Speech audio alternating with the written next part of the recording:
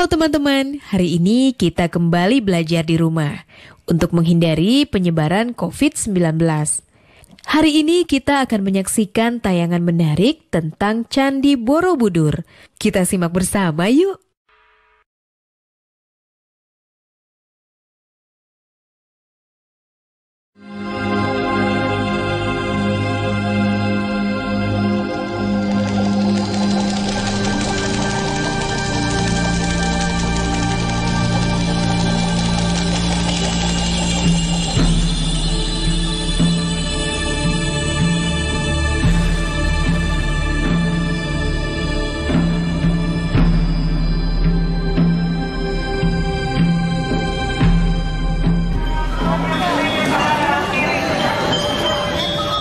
Candi Borobudur yang megah adalah monumen masa lalu yang menjadi bukti tentang kemajuan ilmu pengetahuan dan kecanggihan teknologi arsitektur yang sudah dimiliki bangsa Indonesia.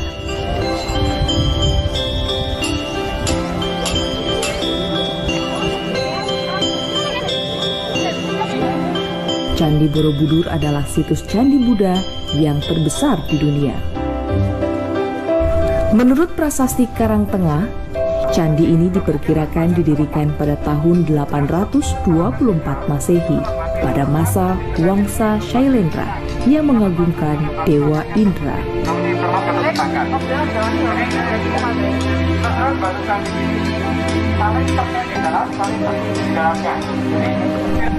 Candi Borobudur dibangun oleh Raja Semaratungga pada tahun 824 Masehi.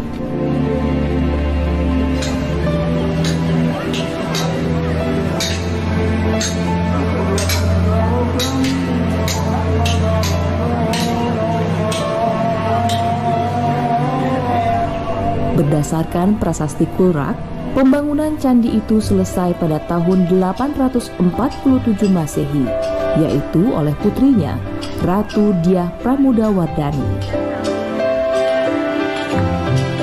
Candi Borobudur sendiri baru diketemukan pada 1814 oleh Sir Thomas Stafford Raffles, Gubernur Jenderal Britania Raya di Jawa.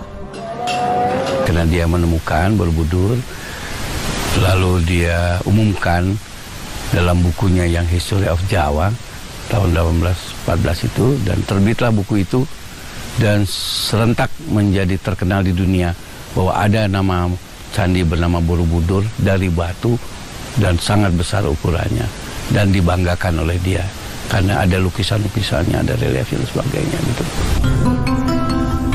Borobudur berasal kata Boro dan Budur. Boro berasal dari bahasa Sanskerta yang berarti kompleks candi, wihara, atau asrama. Sedangkan kata Budur merujuk pada bahasa Bali, beduhur, yang berarti di atas. Jadi, Borobudur berarti wihara di atas sebuah bukit. Candi ini dibangun oleh penganut ajaran Buddha Dharma dengan aliran Mahayana Yogacara.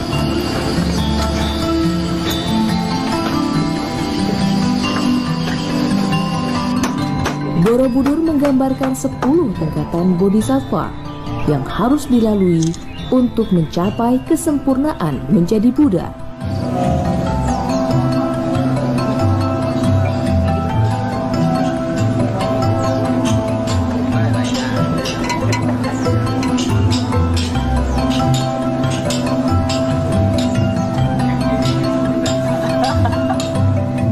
Borobudur juga melambangkan 3 tingkatan kualitas manusia dalam ajaran Buddha.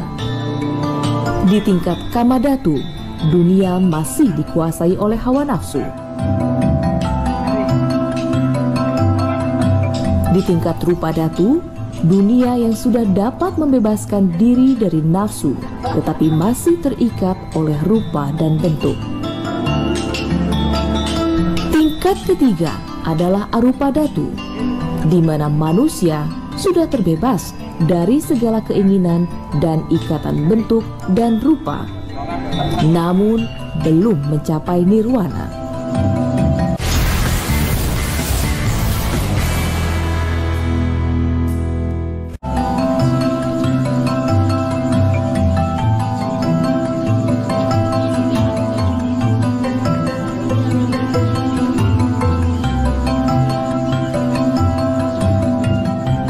Candi Borobudur bukan cuma bangunan religius, tapi juga menjadi monumen yang merekam berbagai kehidupan sosial masyarakat di zamannya.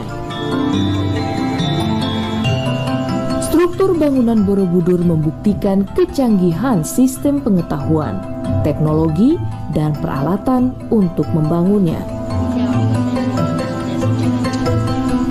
Sementara pada reliefnya juga terekam kehidupan pertanian, kesenian, dan kesusastraan. Nah, maka kita bisa bayangkan ketika itu ada sejumlah arsitek zaman dulu yang merencanakan pembangunan itu. Kemudian ada pegawai-pegawainya, karyawannya memotong tukang-tukang batu.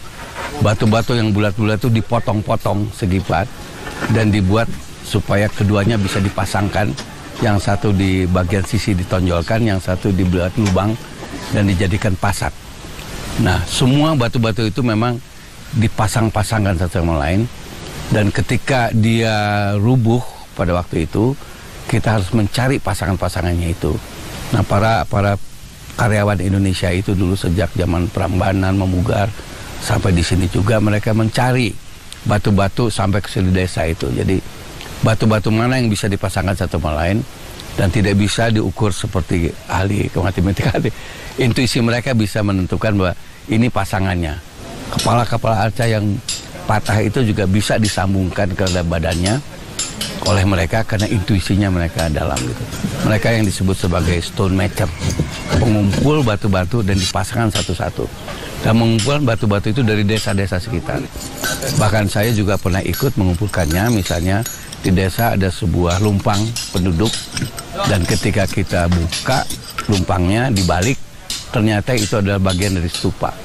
Dan ternyata banyak batu-batu itu dipakai oleh penduduk menjadi tangga. Bahkan ketika dibalik ada reliefnya. Jadi ketika batu itu bangunannya lepas semua, dia bertebaran kemana-mana dipakai oleh penduduk. Tapi kemudian kita ganti satu-satu. Yang punya lumpang kita ganti supaya kita punya yang asli. Karena itu pembangunan ini kalau mau dibangun kembali itu atau dipugar harus dengan batu-batu yang otentik, yang asli. Tidak bisa dengan yang baru. Candi Borobudur ketika diusulkan sebagai warisan dunia itu bukan hanya bangunan candinya, tetapi juga kawasannya. Bahkan kawasannya ini adalah secara ruang dibagi dalam zona 1, zona 2, zona 3, zona 4, dan zona 5. Dan zona 3, zona 4, zona 5 ini adalah wilayah di mana masyarakat hidup. Dan ini adalah juga ruangnya milik masyarakat. Nah, kadangkala kemudian masyarakat yang tidak memahami berkaitan dengan warisan dunia ini kemudian melakukan pembangunan fisik menurut versi mereka. Nah, inilah yang kemudian bisa mengganggu view di sekitar kawasan Borobudur, misalnya pembangunan tower BTS, pembangunan hotel yang terlalu tinggi. Nah, oleh karena itu yang berat itu adalah memberikan pengertian kepada masyarakat supaya masyarakat itu juga bisa berperan ikut menjaga dari lingkungan yang masih asli.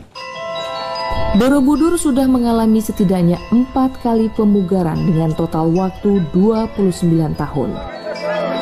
Pemugaran pertama dilakukan pada masa pemerintah Hindia Belanda pada tahun 1907 hingga 1911. Pemugaran kedua tahun 1926 dan berhenti pada tahun 1940. Sementara pemugaran yang ketiga dilakukan pada tahun 1973 hingga 1984 yang merupakan kerjasama pemerintah Indonesia dengan UNESCO. Pada tahun 1985, pemugaran harus dilakukan kembali setelah terjadi serangan bom teroris yang merusak candi. Beberapa tahun terakhir terjadi gempa bumi dan letusan Gunung Merapi di Yogyakarta yang membuat Borobudur juga butuh perbaikan.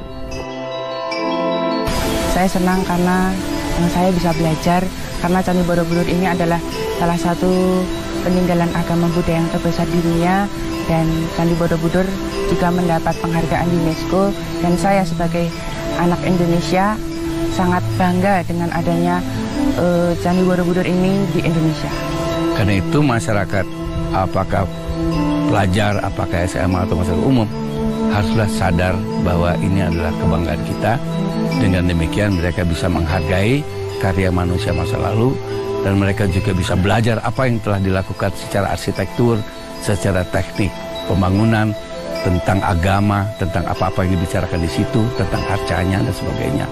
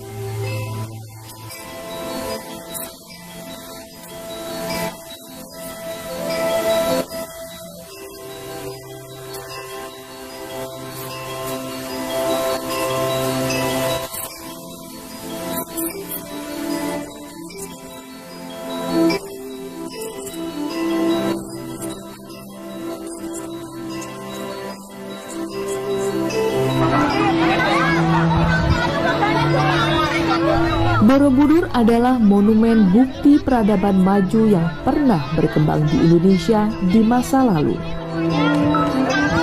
Borobudur membuktikan kedikdayaan bangsa Indonesia di antara bangsa-bangsa di dunia dalam ilmu pengetahuan dan teknologi. Kejayaan ini dapat menjadi inspirasi untuk membangun Indonesia masa depan. Borobudur sudah ditetapkan sebagai warisan dunia oleh UNESCO pada tahun 1991. Sebuah heritage atau warisan, jika sudah menjadi warisan dunia, kita harus melakukan pemeliharaan sesuai dengan ketentuan UNESCO. Nah, seperti di Borobudur misalnya, Candi Borobudur itu kita lakukan yang namanya kegiatan monitoring, misalnya monitoring keterawatan batu, monitoring stabilitas struktur bangunannya, kemudian monitoring kebocoran dinding, monitoring lingkungan, monitoring perilaku pengunjung dan sebagainya, sehingga dari hasil monitoring itu bisa kita lakukan untuk bahan kebijakan selanjutnya. Karena setiap warisan dunia itu setiap 2 tahun harus memberikan laporan kepada UNESCO upaya-upaya apa yang sudah dilaksanakan, dan selain itu juga UNESCO melakukan monitoring hal-hal apa yang kurang dan yang harus masih dilakukan oleh pihak pengelola. Nah, dengan demikian maka kalau terjadi komunikasi yang baik antara pihak pengelola dan UNESCO, maka kemudian status warisan dunia tersebut akan diberikan status yang baik gitu.